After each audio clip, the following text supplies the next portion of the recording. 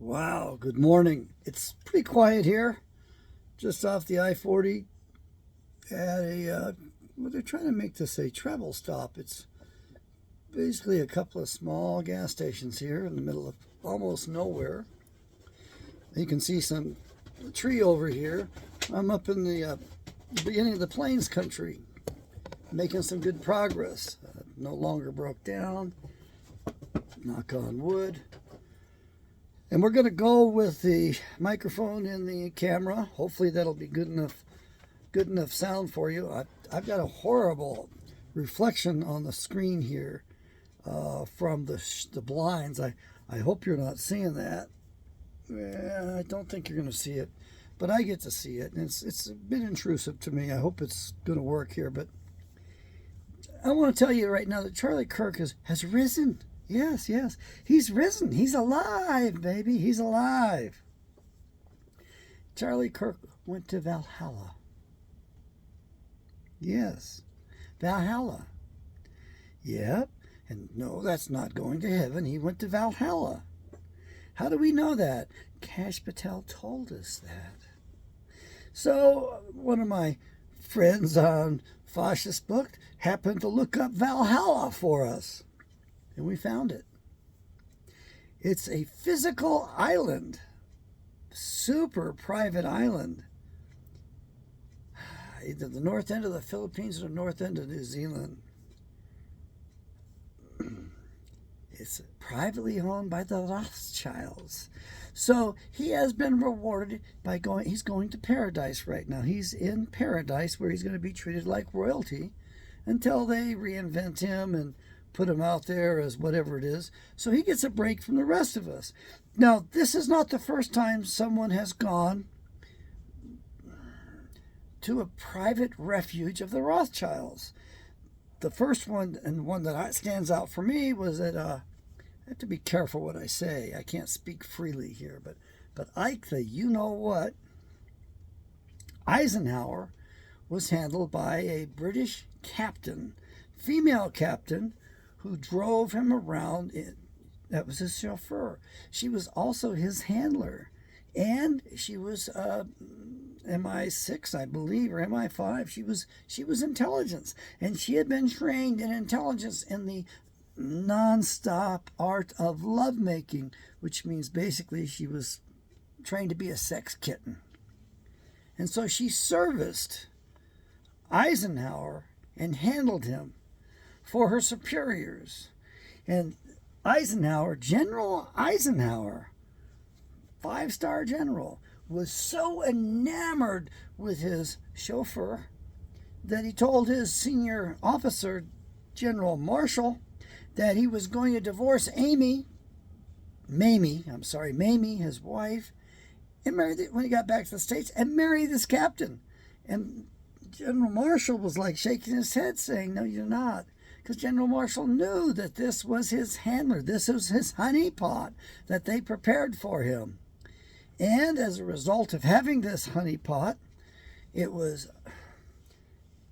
the general in charge, Eisenhower, who decided, instead of sending the British troops on the beach of Normandy, because that's where they belonged, it was really their war.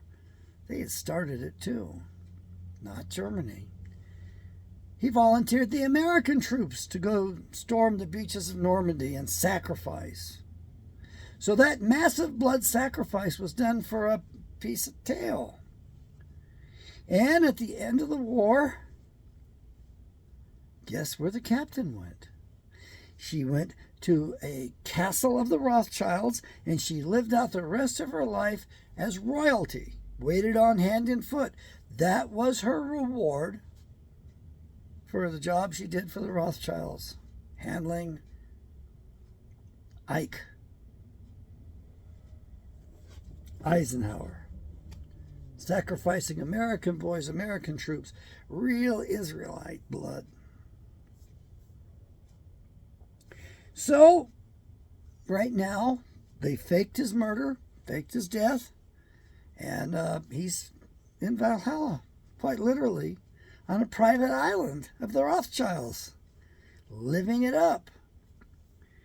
You need to watch these people carefully.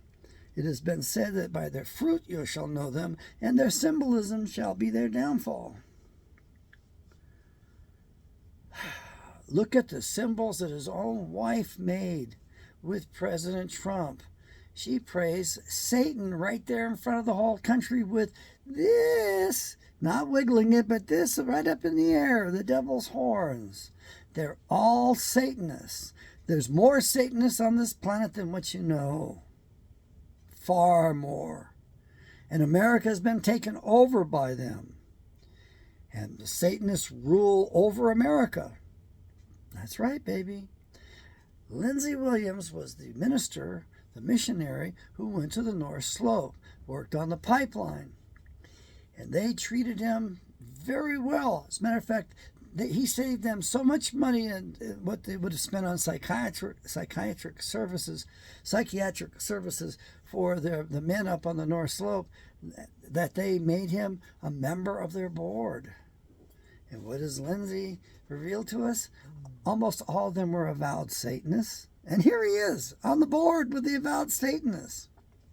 This is the fellow who on talk radio on AM 700 told us that the biggest well in the world was on Gull Island off the coast of the North Slope. They found it. The engineers measured the back pressure, indicating how big of a well it was. And according to the back pressure, it was so massive they partied for 2 solid weeks because there was enough oil in that one well to provide 100% of our nation's oil needs. Not just part of it, all of it, for 3 centuries. 300 years of oil. But there's a problem, you see. You can't bring it to market as fast as it'll come out of the ground. Yeah. As a matter of fact, if they stopped the partying because the federal government made them cap it off, wouldn't allow them to develop it. By God, if all they had done was develop that well and built the pipeline out to that well, they would never have needed drill in Alaska again. There would be no argument over, what the Arctic National Wildlife Refuge and whether or not we're going to drill in that precious area. There wouldn't be any argument about if we're going to go spoil any more of this pristine, land up in the desert in Alaska. Yes, it's a desert. And less than 10, I think it's about 10 inches of rainfall a year. So it's technically a desert. Cold? Yes. Desert? Oh, hell yes. So all that we would have to do, and by the way, the pipeline, according to charter, at a certain point in low production, they're required by the law, contract, or something to dismantle the entire Alaska pipeline. But it's only been running at about 1/3 of capacity for some decades now, and the royalty checks are not that big because of it. If we drill that one well, built the pipeline out to it, because the pipeline only has a volume of 20% of our nation's uses of crude oil, it would be coming out of there for 1,500 years. Plus, the nature of these particular wells like this is that they replenish themselves. So it might just keep on producing beyond that. And that oil would end up going to Valdez, getting on ships. The crude would be taken over to the refineries built specifically to crack and refine that crude oil. Those are in Asia, which means that oil goes on the open market, and that's going to drop the price of energy worldwide. It's a tide that raises all ships. All boats float on that one, man. So if we did it, I think we could see diesel fuel back down to $1 a gallon, and gasoline maybe $1.50, maybe $1.10, $1.15. I've written Mr. Trump a letter specifically about that. My last letter to him, we haven't gotten a response. It was not returned like I heard my last letter before that was returned. It's sad how these people have narrow minds and don't understand things. I just gave him the vision. I gave him the vision in which he and I were present in it. And it was an important vision for him. And yet the human printer who got it apparently decided it wasn't suitable for her boss. So she put it back in the envelope, stapled it, and mailed it, and sent it back, returned it to me. I haven't gotten it yet. I'll be picking it up this next week when I catch up with my mail and my mail forwarding. The coach is running pretty nicely, but there's still a lot of work to be done, and the guys did quite a bit of it. I'm headed up to another place that hopefully will finish it up. I'm also trying to visit Casey Putsch.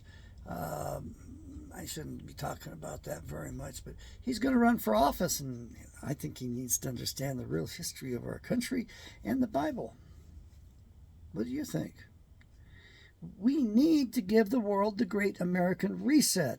We need to return to our original structure our founders gave us and put all these blackmail politicians in prison for failing to come to us and tell us what's going on, and for their treason, because they have been enlarging and gorging themselves on us for decades.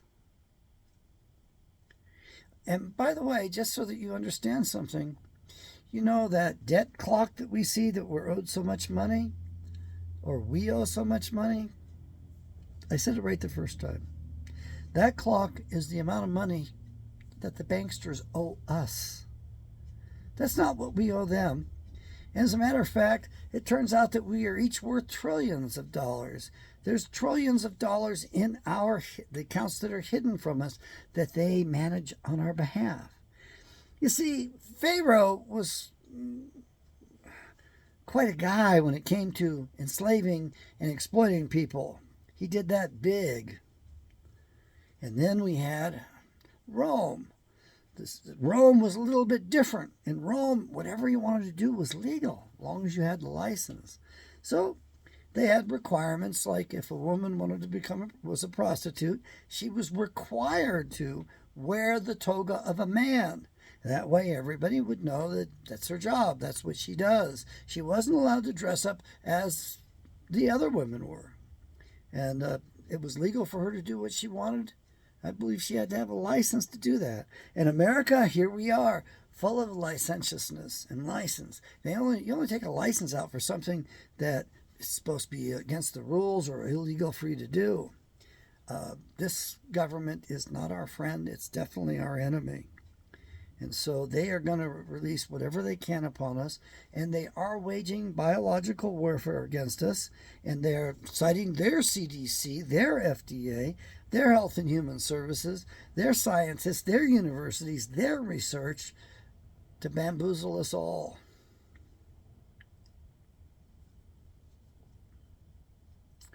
Valhalla is supposed to be heaven for the Vikings.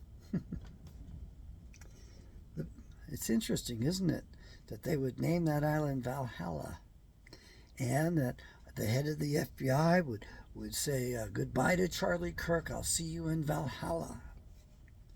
Valhalla? I can't say it right. It's not part of my tradition.